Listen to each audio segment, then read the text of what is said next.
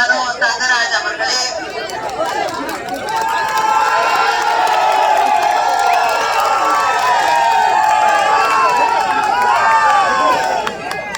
இந்த மாவட்ட தேர்தல் பொறுப்பாளர் ரவீந்திரன் அவர்களே, கழக மகளிர் அணி செயலாளர் செலின் டேவிட்சன் அவர்களே, மாவட்ட துணை செயலாளர் ராஜ் அவர்களே, ஒன்றிய கழக செயலாளர் ஜான்சன் அவர்களே, பேரூர் கழக செயலாளர் ஜெபித் அவர்களே, மாவட்ட மகளிர் அணி அமைப்பாளர் சிபேத் அவர்களே,